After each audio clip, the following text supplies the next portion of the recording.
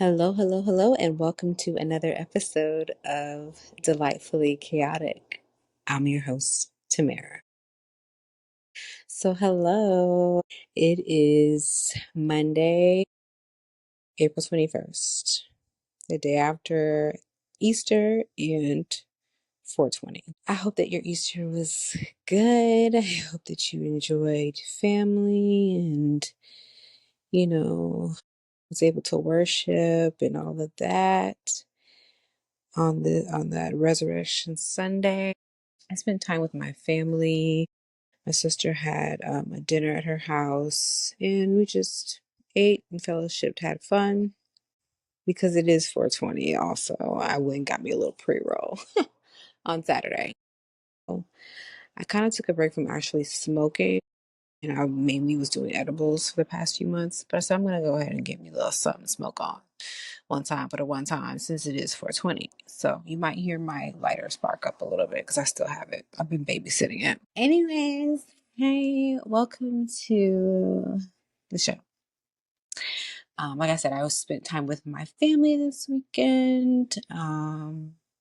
Easter Sunday, Saturday, me and my sisters went to see Sinners. Such a good movie. I'll get to that. Yeah, so Saturday we went to the movies. Sunday just spent time with my sister's house. Had I guess you could say Easter brunch, lunch, dinner. Friday was one of those days that I have maybe like once every month or so where I just roll over and I say I can't do it. So I called in sick because actually I was sick. I was mentally and emotionally sick. And I just couldn't go into the job today or that day. So I just made a self-care day. I went to the gym. I ran some errands. Just took the day off. My back was killing me. I have really bad back pain. So technically I was kind of sick. Like I didn't feel well. That's how I rationalize it. But I shouldn't have to rationalize taking a self-care day and just taking a break from a job that's extremely stressful. And like I said, I only do it like maybe once a month or so. I might not have the flu or anything like that, but you can be mentally and emotionally drained. And me taking that time out for myself, it really keeps me from crashing out in person, like in front of people, which is what I almost did on Thursday.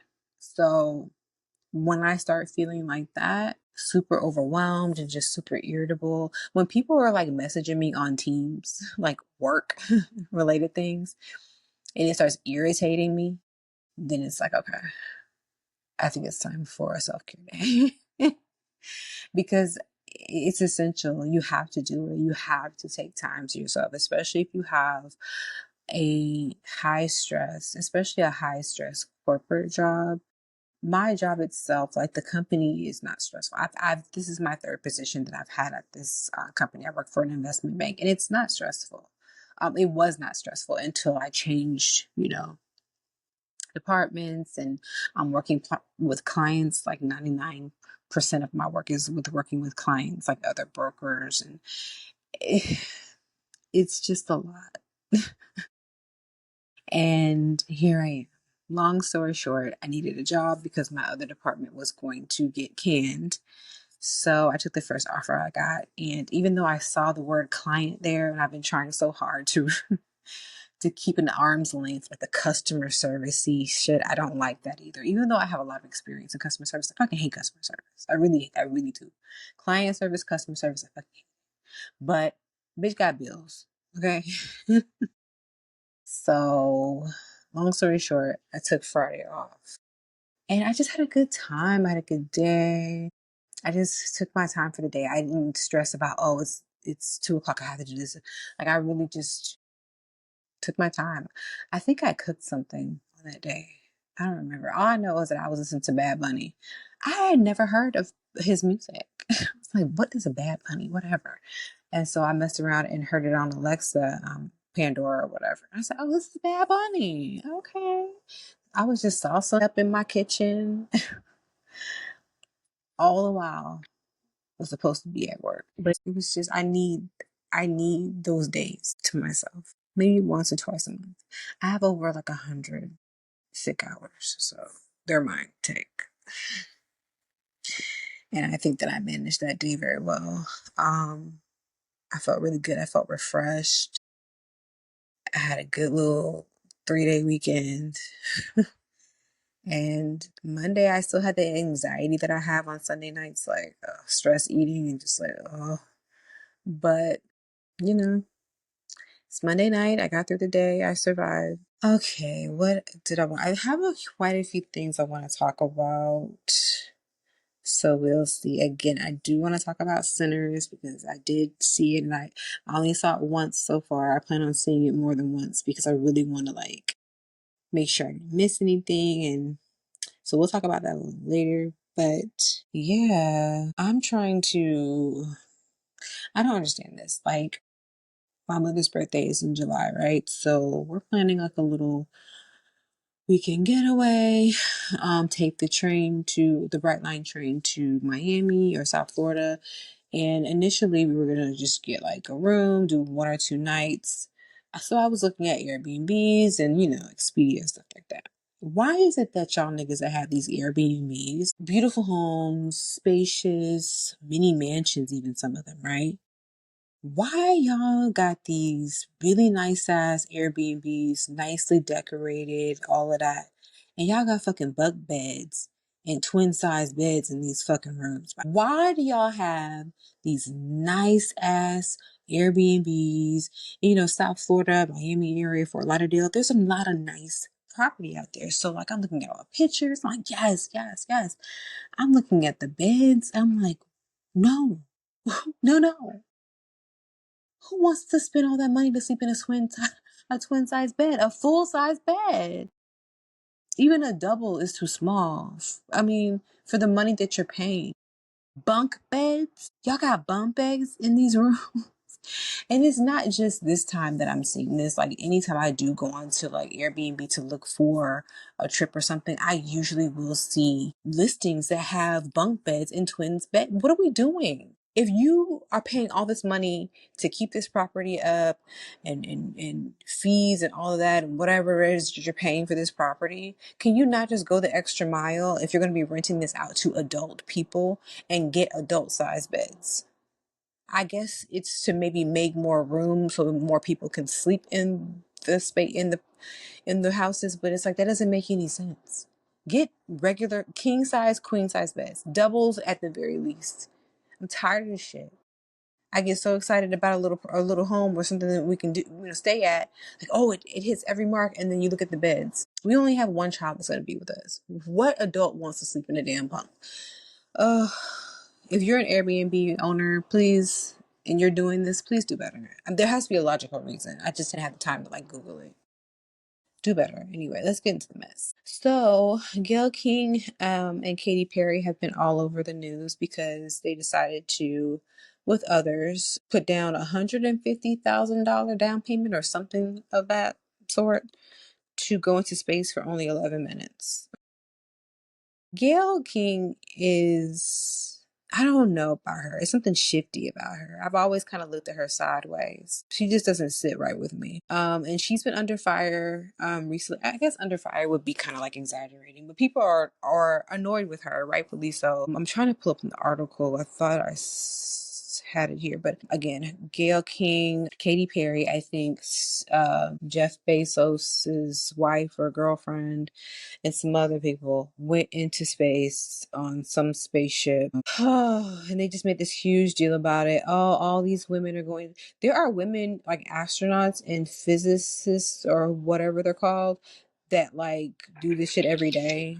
So I don't understand how this is like important or how it helps anything. There are literally people dying, Kim. Like there's people dying. And she just looks like such a Nimrod going into this damn thing. She looks like she's seriously regretting it, but then she's thinking about all the damn money that she spent. She rings the bell and she's like, well, let's get it over with. People are mad. She's getting a lot of criticism. Because it's like, what are we doing? We're spending all this money to do what? Trying to see if I can find a quote here. 11 minutes. What an doo-doo brain. Okay, this is Per news1.com, while America grapples with actual Earth problems like democracy hanging by a thread, economic inequality soaring, and our literal planet burning, Gayle King wants to know why we're not talking about her recent 11-minute jaunt into space. Fuck you, girl. That's right. While we're fighting against illegal deportation, the decline in food safety, economic turmoil, and smog, 6 women were floating above us on Blue Origin's latest space tourism flex. And Gayle King's upset that we're not clapping harder. Did she say that? Girl, hey, she's just, there's something about her that just irritates me. Irritates me. On April 14th, NS-31 took off from Blue Origin's launch site 1 in West Texas. It was their 11th human flight and the first to feature an all-female crew. Womp womp. Including aerospace engineer Aisha Bowe. Oh, she's dope. Civil rights activist Amanda Nguyen, and film producer Carrie Ann Flynn, along with journalist Gayle King, pop star Katy Perry, and Jeff Bezos' fiance Lauren Sanchez. The historic moment was mostly overshadowed by the fact that it was, well, a luxury flight and a very short one. King, who overcame her fear of flying for the experience, reflected on her time in space, weightless, for 4 minutes, saying, "You look down at the planet and you think, that's where we came from. To me, it's such a reminder about how we need to do better, be better." No, this is completely tone deaf and just really like, is it fiscally irresponsible? I mean, I can't tell people what to do with their money, but like, if this was like 2008 and we're in the Obama prime and things are considerably going pretty well, if we're comparing it to the here and now things, right? Fine, go to fucking space. Yes. Right here and now, just like this article states, there's so many other things that you could be concerned about.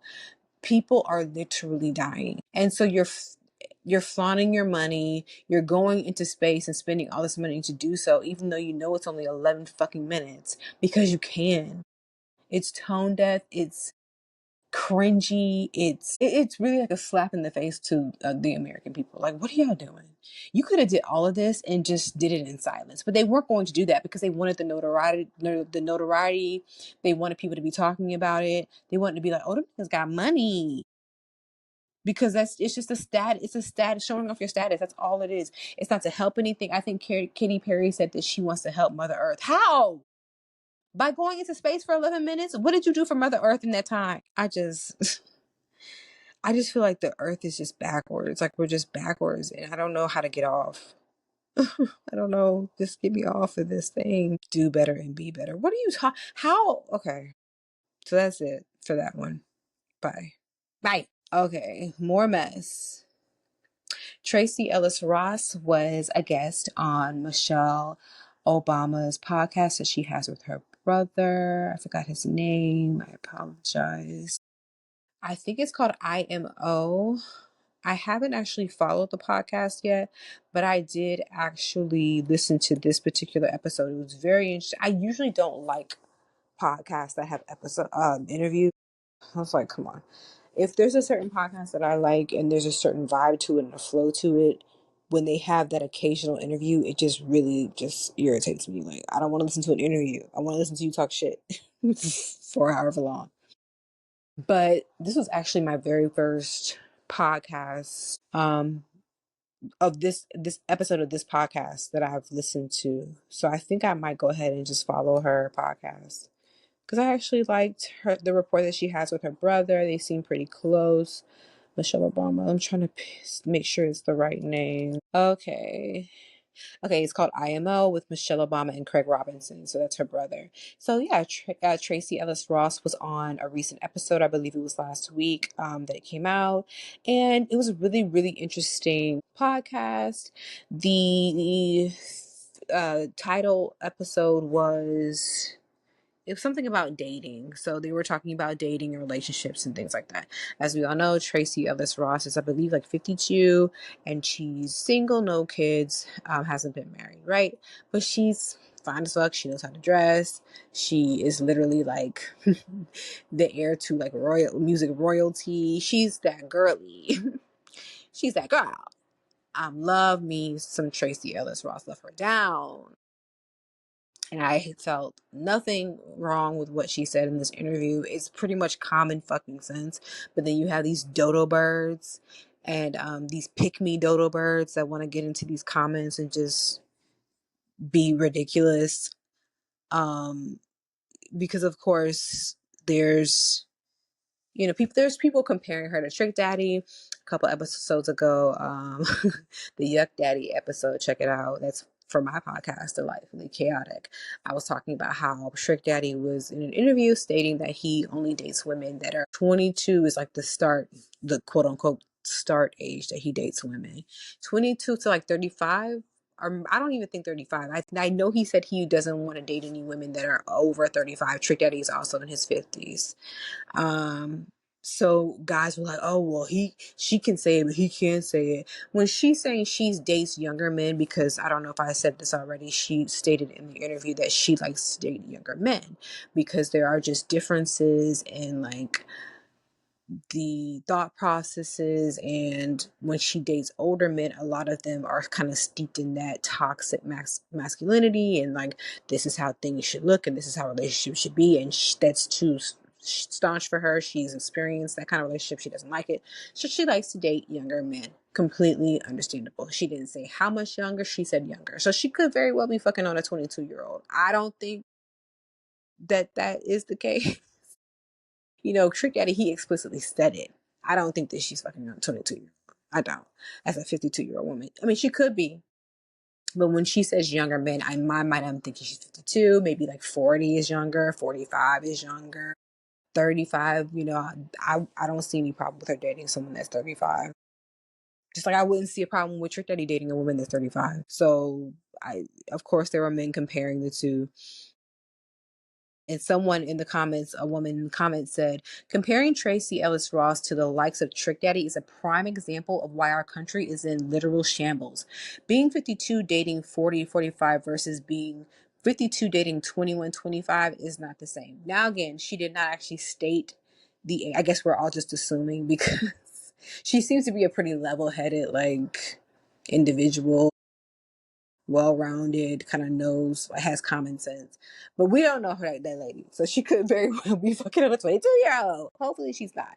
But when she says younger, a lot of women with just like a brain are probably immediately thinking 40-ish, late 30s, something like that, right? Because that's reasonable. That's understandable. Yeah. And there's a lot of people, like celebrities and stuff, saying stuff about it. Lil Duval. Tracee Ellis Ross said she liked younger men to avoid toxic masculinity. But if men say that about older women, we the problem. Y'all so hypocritical. Are women usually known to be toxic, to have toxic misogyny? Some of them are, yes. The pick-me's, yes. But like the larger, okay. If you're over 40 and still don't have the man you think you deserve, it's obvious you don't deserve him.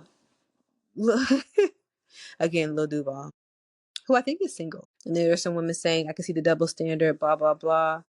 And these are people who probably didn't even look at the whole damn interview. I'm really tired of men getting in there, like really getting like seriously offended when women speak up for themselves and say, yeah, I do this and I do that. And this is how I do my life. And this is how I want to live my life, and I'm not going to settle. She also said in the interview that she does have her low points in her life where she does grieve not having a family and a husband and kids, but she said also I wouldn't want to be with the wrong person. So she's pretty much saying I'm okay with not settling and ending up with the wrong person and having a family with that person and being stuck with that person, or that person making my life a living hell. I'm okay with being by myself until I find that right person. And if she doesn't, so the fuck what? How is that anybody else's business?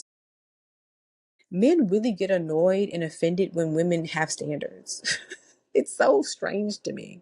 Like, no, you're supposed to just lay down and take the shit that we give you. You're supposed to just be like, okay, I'm 42 and I don't have any kids or husband, so I guess I need to just go out and find the first. No, they really get offended when women refuse to do that. And here's a man that seems to have common sense. Let me just read what he's saying. A commenter, or this is on Twitter. This doesn't even bother me because I actually agree with her reasoning.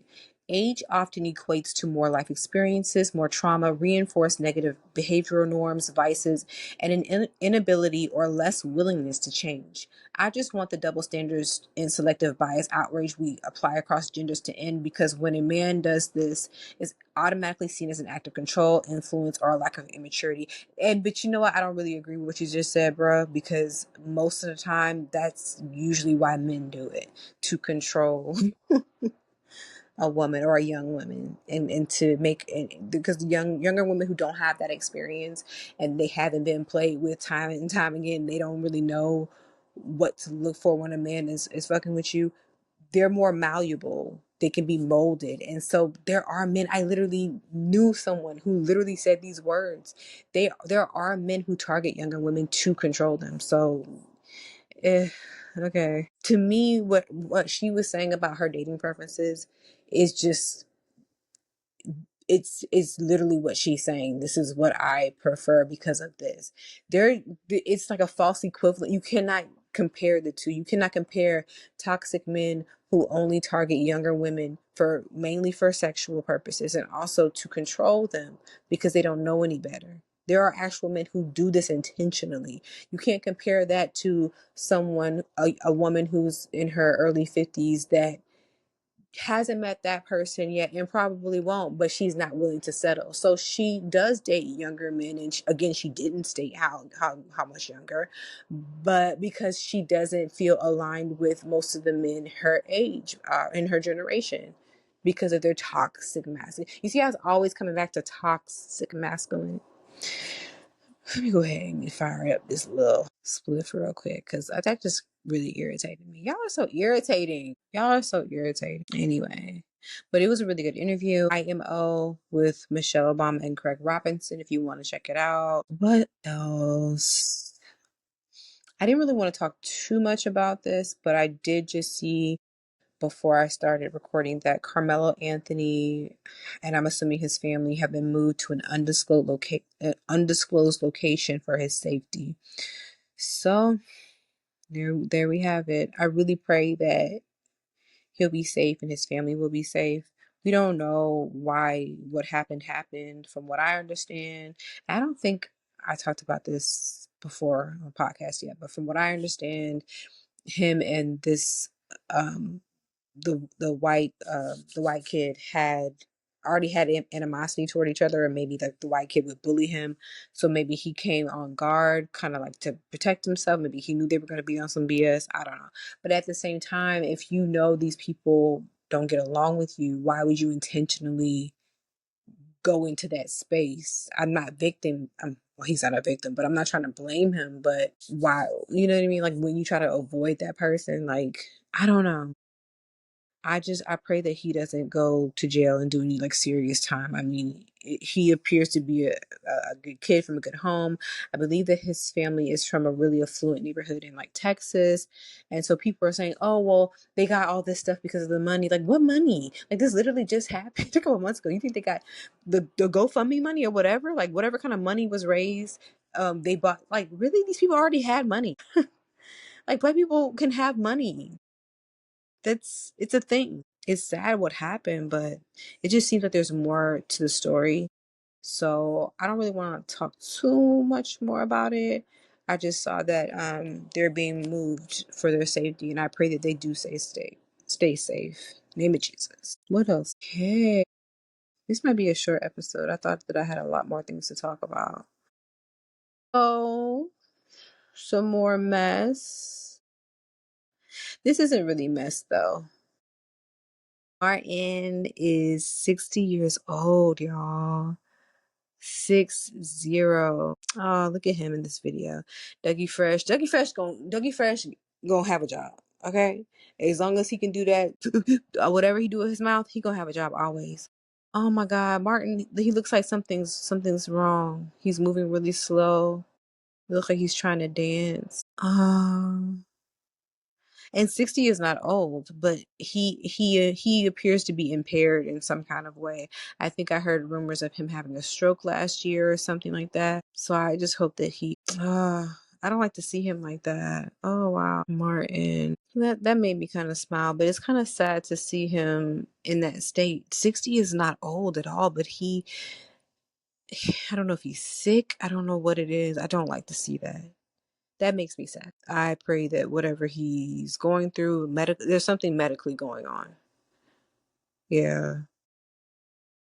But yeah, Martin is 60. We old niggas. We old. It's the shit. Oh, Marvin Sapp. Close the doors. Close the doors. This nigga here. I used to really like Marvin Sapp. And these past few weeks, I'm just like, oh. So he um he released a song called Close the Door. And of course I didn't listen to it. I will not. I refuse. He says in the caption, Close the Door isn't just a song. It's a soundtrack for survival. I'm releasing it on Good Friday. You're going to hell, sir. The day we honor the crucifixion of Jesus Christ. Just like he closed the door on death, hell, and the grave. I'm closing the door on the noise, the pain, and everything that tried to break me. He is an arrogant nigga. Wow. And my thing is, I wasn't even upset about him, you know, asking for an offering. I think I said in the other episode, there's nothing wrong with asking for an offering. Even if you say, if you have a $20 seed to sell, da da da, whatever you can give.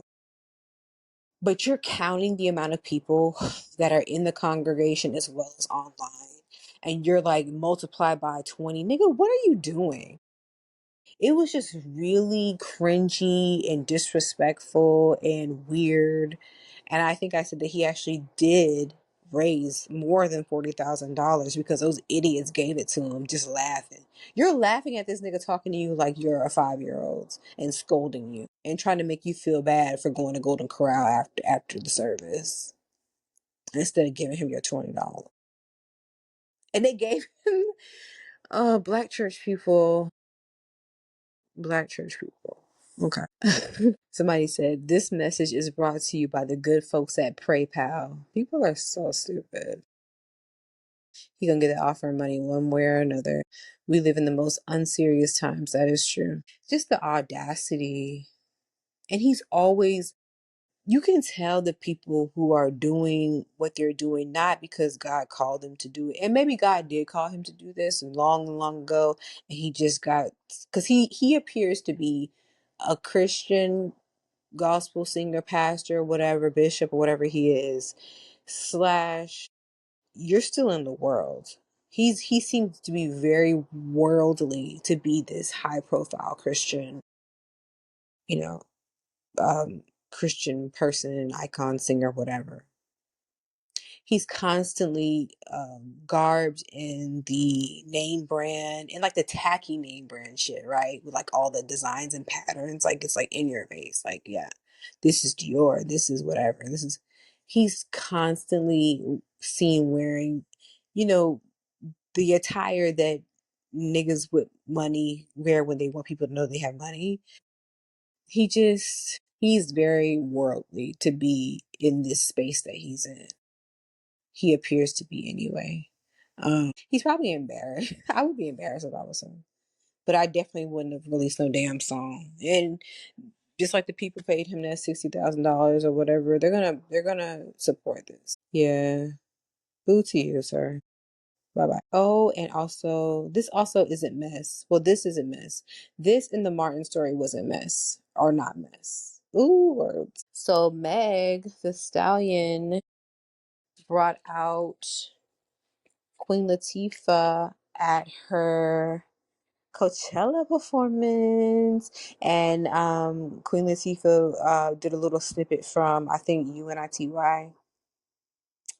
So cute. I love me some Dana. I love Queen Latifah. I just watched The Equalizer. I love that show. It comes out on Sundays, so I usually watch it on Monday. And I just love the show. It's a little corny. It's like almost every single episode ends with like everybody's happy and the killer is found, and there's no like like Law and Order and shit like that, you're gonna get those episodes every once in a while where your favorite person dies or some shit. Like really tragic and traumatic. This is one of those shows that like it always has some happy ending. But I love her. I love anything that she's in, Queen Latifah. And her love interest, Marcus Dante. He's so adorable. The actor who plays him, what's his name? He's so adorable. His eyes are just so like I could swim in them. I can swim in his eyes. That sounds so corny. But he's gorgeous to me. Corey Kittles. That's such a cute name. I just want to eat him up. He's so cute. Yes. He wasn't in this episode that I just watched. But his eyes are just, ugh. Mm. You know how people say you can get lost in somebody's eyes? That I think that's what they mean. Again, corny. I'm a cornball tonight. Yeah. Come on, Queen Latifah. Yeah, she also brought out Megan also brought out Sierra when she was performing Rocksteady. I think Rocksteady was a sample from Goodies. If I'm not mistaken, I could be mistaken because I don't know what I'm talking. That was good. Sierra was doing it. Sierra's always been a great performer. Yeah. And I see Megan. She looks so cute in her different outfits, and she's performing in boots and she's stomping around. I know that's right, girl. Oh my God, I don't have time for them damn heels. I want to see the whole performance, but I haven't seen it on YouTube yet, so I'll probably try to find it. But yeah, cute. Love me some Queen. Okay, so that's the mess. Now let's get into TV and Things. That is my segment for the TV shows and movies that I'm watching and what I'm just obsessing over. We're gonna get to the Sinners review, but I want to talk about this amazing, fly, funny, black ass show called Grand Crew. Grand Grand Crew. CREW. It's on Tubi. It originally aired on NBC, and surprise, surprise,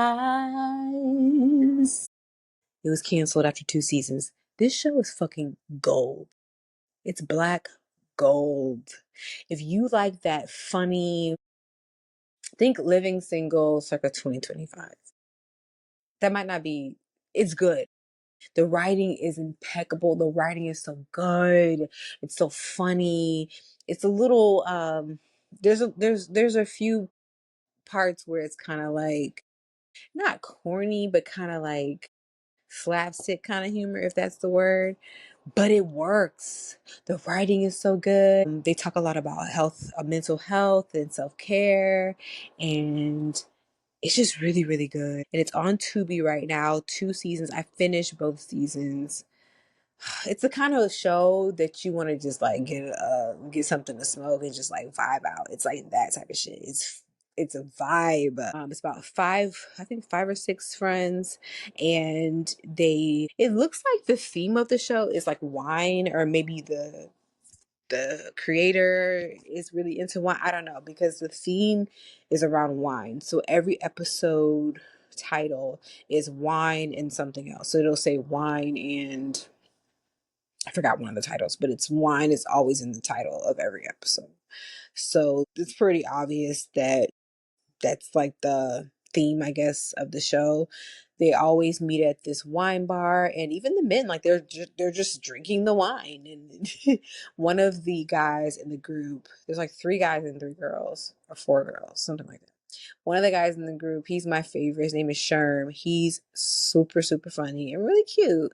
And he, towards the end of the series, he decides that he might want to be a sommelier. Like he's really into like the wine and wine tastings, and he goes to a wine tasting competition. But it's like it's black though. Like the writing is so black. Everything is just so black. There's very, very few white people in this show. Mostly people of color. I love it. So yeah, please check it out if you have not. It's called Grand Crew, and it's on Tubi. It used to be on NBC, and of course, it got canceled. And the thing is, eh, yeah, when I like a show or a movie, I'll Google it. So I ended up down this kind of rabbit hole on Instagram. They didn't really have an actual Instagram for the show. itself, but there were like accounts that posted, the actors and things like that. Nicole Byer, love her. She's in it. Aaron Jennings. Carl Tart is the one that I said was my favorite. He plays Sherm. Echo Cullum, Gracie Mercedes, Justin Cunningham. I don't really know anyone in this cast except for Nicole Byer and also Ashley Blaine Featherson. Ashley Blaine Featherson was in Dear White People, the series. Beautiful, beautiful, beautiful. Love her. She's so cute. Yes, Grand Crew. If you're listening right now, Google it. And as soon as you see the poster, you'll be like, yeah, I gotta see that. It's just so dope. Oh, I wish it was on for another season. So yeah, I watched that. I started watching Handmaid's Tale yesterday. So I'm on episode 3, season 6. This is the last season. It's good so far. It's kind of slow, but I know it's because it's setting everything up because it's about to be some smoke in the city. Because June is coming to get her baby, honey, and she's not playing with y'all. The only thing is, like, they took her little girl when she was like 9, I think. So it's been a few years. So this past episode, I don't want to give too much away, but June says that she tells someone that when she saw her daughter, which I don't really remember when she actually saw her daughter. I don't remember the daughter even looking at her or acknowledging her, but June said that she didn't remember her. I'm like, 9 years old, 9 years old, you have memories of your parents. But then I had to think that's like a hugely traumatic thing for a kid to go through. So yeah, I can kind of see her maybe not remembering. But not remembering her face? Like, because June got a face on her. Not remembering her face though? I don't know. But she going back to get her baby, and she's gonna get her baby. Of course. She has to. I highly doubt that they're gonna end this series with her not getting her child back. Will the little girl be messed up psychologically? Absolutely. But I'm pretty certain when they do get her back, she's gonna fight them. And she's gonna be, brainwashed and all that stuff. Serena's being Serena. Again, don't want to give too much away. But yeah, it's good so far. It's climactic, right? Like it's one of those shows where it builds and builds and it seems like it's slow and it's like get to the point, but it's for a reason. So yeah. Also, this is not anything that I've seen yet, but I do want to see it very badly. I saw the trailer for it on Saturday. Marlon Wayans is going to be in the new Jordan Peele movie, baby. Ooh, first Sinners, now this, like, there's a trailer, I saw it on Shade Room. It's a sports horror film called Him, and it stars this really cute white boy who's not really white. What is his name?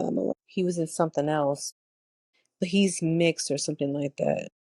But I think he can completely pass. So I think he's playing like his coach or something, and maybe a mentor. It is really, really good. Tyreek Withers. So, yes, he looks like a little white boy, but he's not. I think he's mixed. He's gorgeous. He is gorgeous. He has a brother. His father is black and his mother is white. So, yeah. He went to Florida State. Tyreek Withers. Tyriq Withers. Yeah, Tyreek. That's a black ass name. His name is Tyreek, but he looks like Justin or Tad. But you can see that he has something in him. He's not just white, but he could completely pass. My God. If he goes through his lineage and ancestry, I guarantee you, if you're looking at this nigga right now, you could see that he's probably the spitting image of like his great great granddaddy or some shit.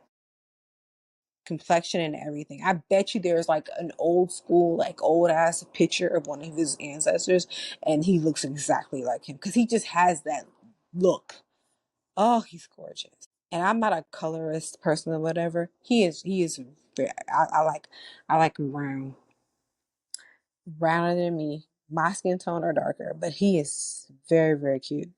Very attractive. But yeah, it's called Him, Him. Hello, girl. You're filming a podcast. It's called Him. If I can get the rest of this shit up. A promising young football player joins an isolated compound to train under a dynasty team's aging quarterback. Okay. So Marlon Williams is probably like this ex football player, superstar. I'm thinking there might be a call. This is probably a call to like CTE or steroid use or something. You have to watch the trailer. It's so, so good. I showed my nephew because he was like obsessed with football. He went all the way to college with football. Said you might like it. I hope they didn't give too much away in the trailer, though. It's really good. It seems really good. So that comes out in July, I think. For some reason, I don't see any information about this. I'm literally putting in Google Him. Mungui. Release date. September 19th. Ooh, girl, I said July. Baby. September 19th, 2025. So that's my birthday weekend. Well, my birthday is on the 22nd. So I'll be seeing that. Thank you. In the movie theater. Certain movies you have to see in the movie theater. You can't see them on your jailbroken Fire Stick. You have to see them in the movie theater. And one of those was Sinners. This movie was good. Not going to do any spoilers. This is going to be my first review because I do want to watch it again. I want to watch it like 2 more times. Just so amazing. I went with my sisters on Saturday. Had a big tub of popcorn, had my favorite Albanese gummy bears, the true fruit ones. If you know, you know. And it was just so good. It was so good. It started very slow. It's a 2 hour movie. I think 2 hours and 10 minutes. It started very slow though. And I was kind of like getting a little irritated, like, oh, this is so slow. But there was a purpose to it. It was to build that character, building the characters up and like giving us the backstories of the characters. So when things progress into the movie, you can kind of already kind of guess how they're going to react, what they're going to do, or whatever. You know what I mean? Because you already kind of know a little bit about their background, their history, and how all these people connect with one another. And it's just so it is very slow. If the whole it doesn't really climax or get to any real action until like well after half of the movie is already over. So, and I could be exaggerating, but it felt like maybe halfway is when it started to pick up. But it's good. The storyline is good. The messaging is good. Um, so like we all know by now, Michael B. Jordan plays a set of twins. From Delta, Mississippi. Is it an actual town called Delta, Mississippi? Oh, Google, Alicia. So Delta, Mississippi is where it's set. Michael B. Jordan. There is no such thing as Delta, Mississippi. Bitch. The Mississippi Delta, I guess. Mississippi. So that's where they're from. That's where it's set. It's Jim Crow South. It's set in 1932. I love period pieces. I love period pieces to death. Even though I was kind of bracing myself with period pieces with mostly black cast, a black movie basically, in a period piece during that time, you kind of have to brace yourself for the racism and all that stuff. There was no like, it wasn't, there wasn't a lot of overt like racism. It wasn't overt. It was Jim Crow South, so of course there's going to be that tension and whatever, but it wasn't trauma porn, put it that way. So the twins, Smoke, Stack, one named Smoke, one named Stack, they come down from Chicago. They went to Chicago to, I guess, do their little thing or whatever, came back down. They pretty much say, it's the same as what it is here. A lot of black people back then thought that living up north was going to be better, but it really was still racist. So they were like, we back here, we want to buy this barn or this mill, this old mill. We're going to turn into a jute joint. So that was the whole plot of the movie. They were enterprising. They wanted to make a better life for themselves. They came from a really hard upbringing. So their cousin, which is the protagonist of the movie, Preacher Boy, he is the son of the preacher, and he's also a musician. He plays the blues, and of course, him and his father butt heads. So for that, his father is a pastor, a preacher. So his father is warning him, the blues music is the devil and this and that and the third. It's a good movie. Very, very good. Very rich in just the storylines, the backstory. The thing that scared me the most, this might be out of place, but I'm just going to say it anyway. The thing that scared me the most wasn't because if you don't know by now, I think there's been a few trailers out that show that it's about vampires, right? So the thing that scared me the most wasn't the vampire scenes. I mean, they were kind of creepy. I'm not even gonna lie, because you put yourself in that situation, like, what would I do? But even though I just said it wasn't overtly racist, I can't really give too much away. But there's a particular part of the story towards the end where you find out these niggas were really evil. Like, white people were really evil. They are really evil. And they're like the devil on earth. All of, well, let me clarify. The ones who act and think the way that these people do. And when you see what I'm talking about, you'll see what, because like I thought I was saying, it wasn't overt racism. It was just like underlying, like we already know what it is. It's Jim Crow South, whatever. But it's just so much. I'm trying to remember. That's why I want to watch it again. This is not a true review, but all of the events of the movie only happened in one night, and it's just action packed. It's scary. It kind of leaves you thinking, what would I do in this situation? Like, it's Michael B. Jordan is just he is thicker than some cold grits, honey, in Antarctica. Like, he is thick. He's just so gorgeous. The way because I mean, the technology has always been there since like what, the Parent Trap, not the new, the old one. It's been there, but like it's progressed obviously over the years, and just the way that they were able to do this, and the way he just played both parts so seamlessly, it seems. His the white girl who plays his love interest or ex love interest, she was like, it would take him forever to change back in, to the other character. And anytime he would come back into the room, I automatically knew who he was. If he was Smoke or if he was Stack. It's like all of his coworkers were saying the same thing. Like, whenever he walked back into the room from getting changed, and I guess they would already know because they know the movie and the script, but they said his energy completely shifted. So his one of the twins' love interests is the, oh, I don't want to mispronounce her name, the really pretty black girl that was in Lovecraft Country, Wumni Masaku. Oh, I don't know how to pronounce her name.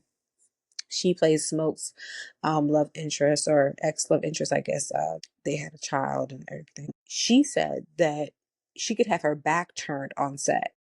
And when Michael B. Jordan would enter the set, she would just know who he's entering as, whether it's Smoke or Stack. Smoke is more level-headed, more calm. He kind of calms down the other twin. Stack is more like lighthearted, always joking, but kind of like to joking to conceal his pain or whatever, because they're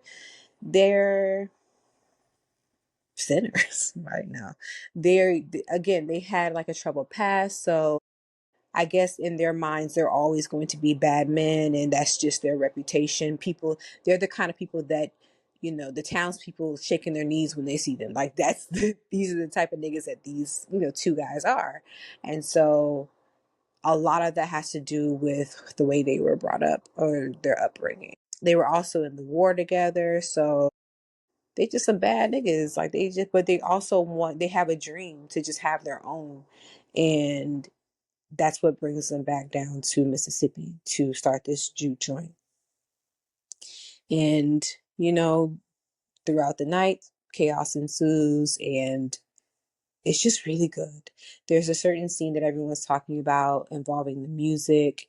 And when I first saw that scene, I was like, what is this? Because I love period pieces. I love period pieces.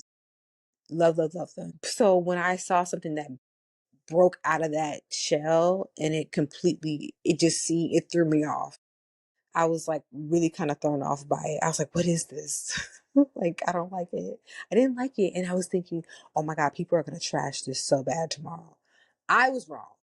People loved it. And after really thinking about it, even though I haven't seen it again yet, I like it too. It's just, it caught me off guard at first.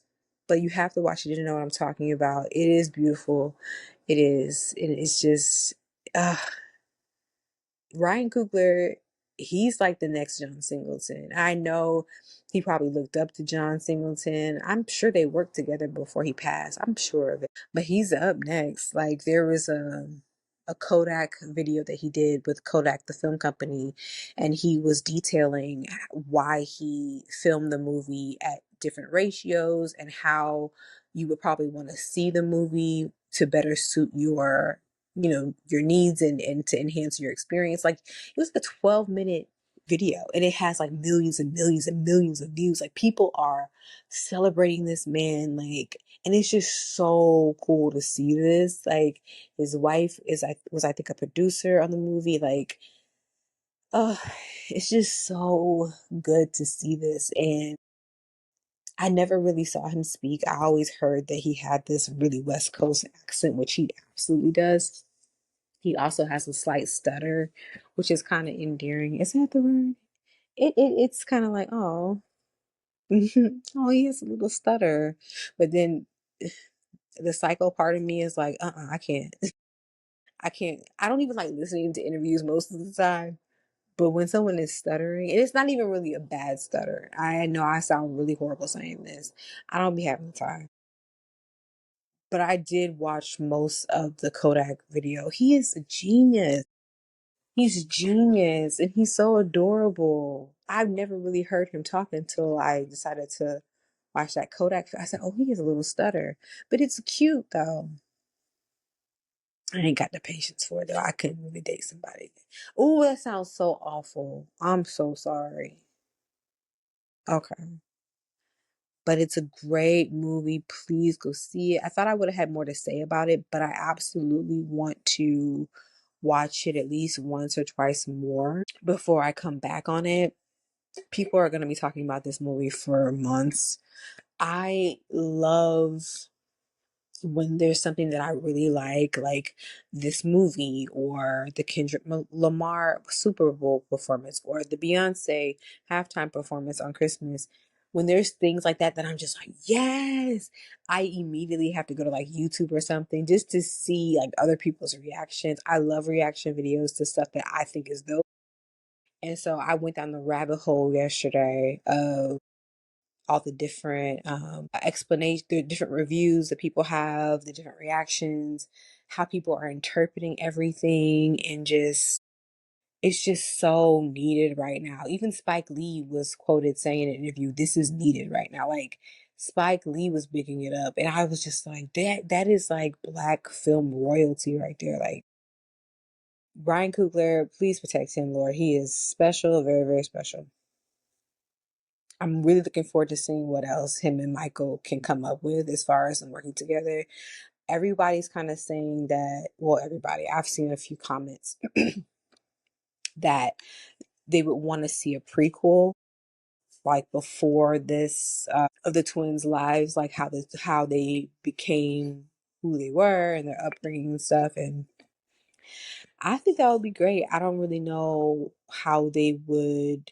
I I would assume there wouldn't be any vampires in the prequel. Maybe there could be another antagonist character, maybe like a werewolf, or I don't know.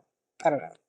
But I'm sure the Cougs, Ryan Coog, why did I say that? I'm sure that he'll figure it out. I also saw that and this could be a rumor, I also saw that he was going to be working on what's the name of that alien show from back in the day? It's a reboot that he's working on. Oh, it's the Alien show. I don't, but yeah, he's blessed. He's blessed. He's special. And please go see it if you haven't yet. Next week I'm gonna go further into my review because like I said, I want to see it again, and I'll probably have some spoilers, but I'll just put the timestamps. Girl, it's time for me to go. It. Um, yeah. So that's it for today. Thank you for listening to me rant and rave about all things and nothing at all. And I will be back next week. Peace.